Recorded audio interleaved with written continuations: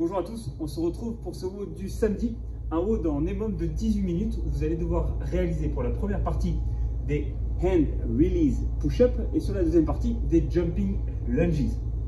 On aura 16 répétitions de chaque mouvement. Le premier étant des push-ups où vous allez améliorer votre capacité à remonter puisque le fait d'enlever les mains va vous forcer à recruter plus de fibres musculaires sur la montée que d'habitude. Et sur les jumping lunges, ça va être véritablement un mouvement dynamique où cette fois-ci, à l'inverse, on va faire la part belle sur les tendons pour rebondir. Ça va ressembler à ça sur les hand release push-up. Je descends.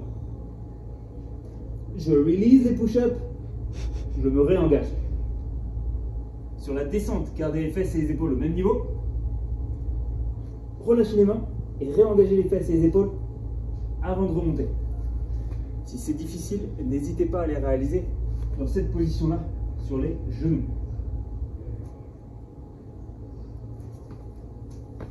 Sur les jumping lunges, tout l'inverse, on va essayer d'être dynamique. Ça va ressembler à ça.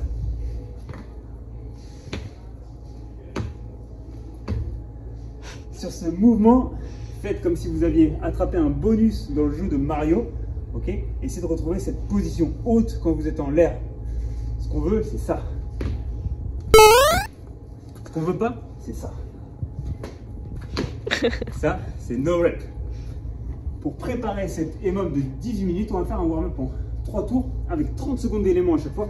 30 secondes de half squat jump, 30 secondes de jumping jack et 30 secondes down and up. Si le premier vous semble moins connu que les deux autres, on va avoir besoin d'un banc et on va se mettre en split squat. Ça va ressembler à ça. On descend et on saute.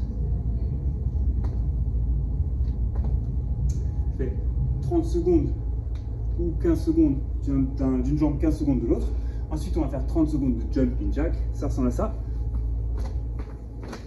Et enfin, 30 secondes de down and up. Vous connaissez, c'est presque un burpees.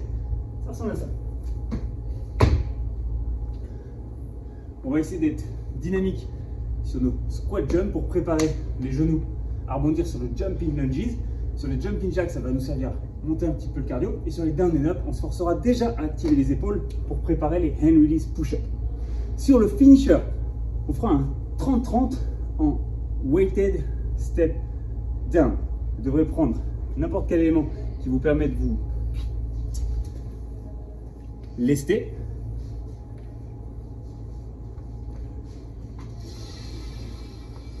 Et à partir du banc à la maison,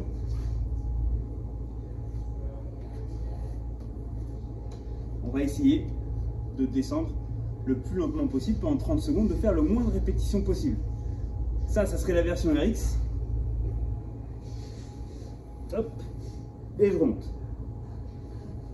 Ça sera la version plus simple. Je mets le pied à côté, je contrôle ma descente. Je touche, hop. Je remonte.